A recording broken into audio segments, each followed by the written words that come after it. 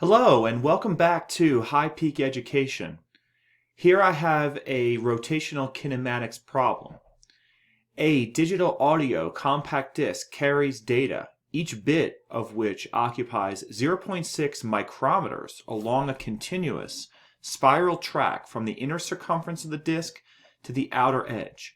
A CD player turns the disc to carry the track counterclockwise above the lens at a constant speed of 1.30 meters per second.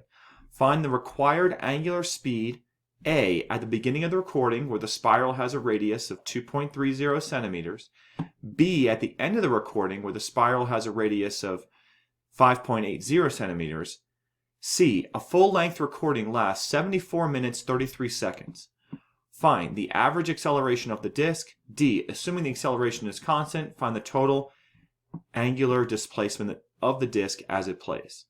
Okay, so one thing to note, by the way, about this technology is that CDs, and as far as to my knowledge, even DVDs and very similar technologies like that, allow for a constant tangential velocity, but they're set up as a spiral track so that when the radius is larger on the outside, the angular velocity is less, and when the radius is smaller on the inside, the angular velocity is greater.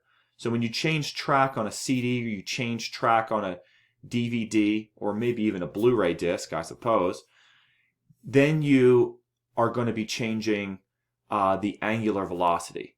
Now, a vinyl, that is like a record player, that one had a constant angular velocity. So when you change songs, you would just change the tangential velocity to be at a different song. Okay, so this is a different technology because the tangential velocity is constant, whereas with a record player only the angular velocity can be constant. But anyway, let's now proceed and start our problem. So let's write down our knowns. Okay, so we know that each bit occupies 6 microns along a continuous spiral track. Okay, so we may or may not need that. And we've got an inner circumference and outer circumference. So first, let me sketch those. So here's a sketch of our CD. And in fact, let's let this be the inner radius and this be the outer radius. Okay, and remember, this is like a spiral track. So in some sense, being a spiral track, this is a very long spiral. I mean, in order to find the length of that spiral, you would probably need to use the equation for a spiral in, say, polar coordinates, the so-called Archimedean spiral and all that. And it can be done, but the integration to find the entire length of it is quite difficult. So I won't show that.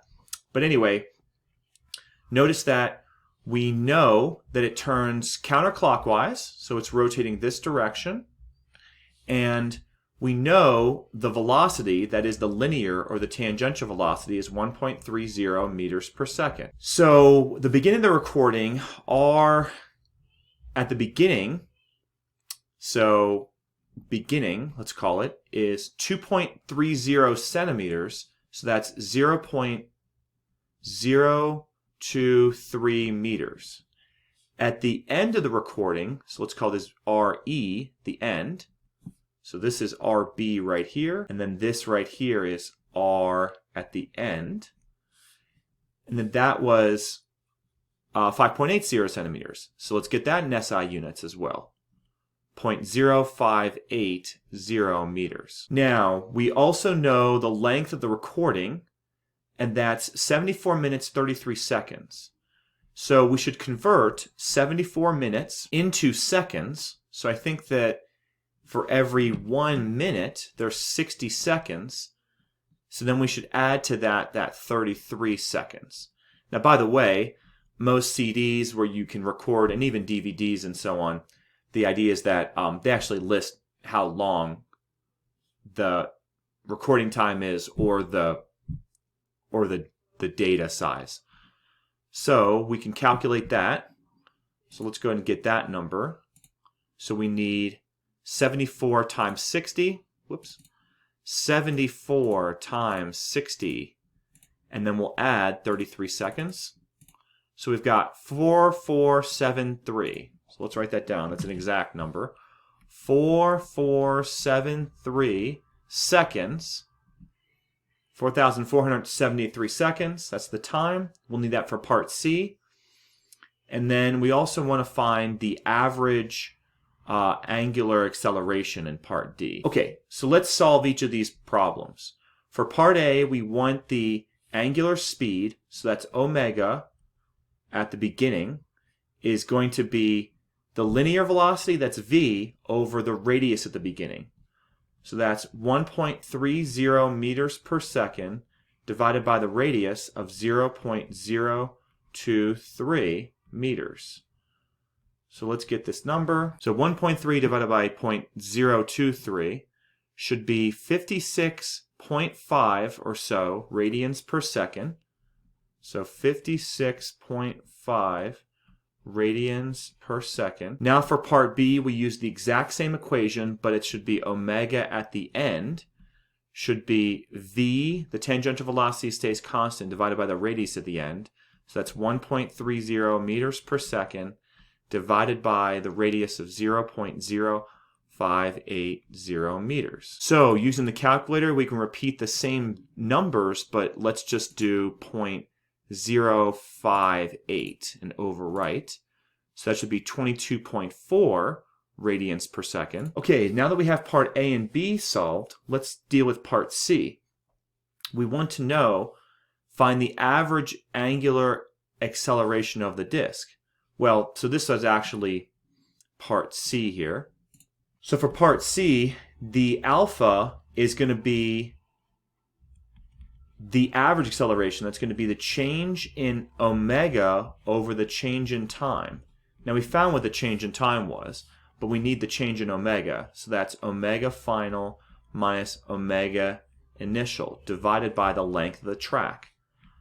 So that's going to be omega final was 22.4 radians per second minus 56.5 radians per second, all divided by the total time length of the track is 4,473 seconds. So I'll perform a fraction stack, second F1, numerator over denominator. So let's perform 22.4 minus 56.3, sorry, that's 56.5, divided by 4,473. So we get negative 7.62 times 10 to the minus 3 radians per second squared. Negative 7.62 times 10 to the minus 3 radians per second squared. Okay, so that deals with part C. And then how about part D?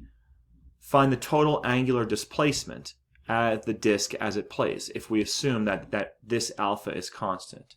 Well, we can use a rotational kinematic equation. We can use the displacement curve.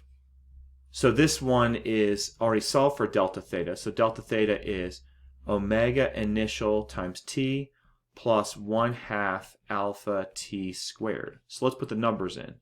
Omega initial, we said before, was the omega on the beginning.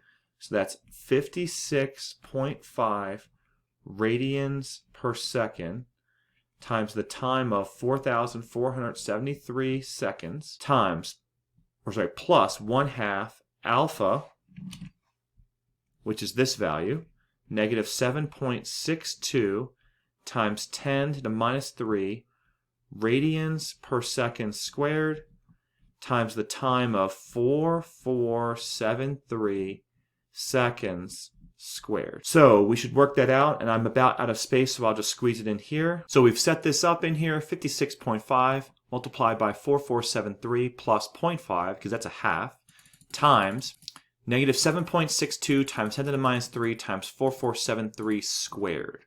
And we hit enter, we get a quite large number, so I'll go mode and change it to scientific mode here temporarily. I'll second quit. I'll go back and repeat this calculation. So we've got 1.76 times 10 to the 5th. So 1.76 times 10 to the 5th. Delta theta is 1.76 times 10 to the 5th radian. Now, by the way, you may be interested into converting that into revolutions. You would just need to divide that by 2 pi. Thank you very much for your attention. I hope this was helpful. Please smash that like button if you enjoy this content. Please subscribe to the channel. Please share this amongst your social network to grow the channel. I will see you in the next video.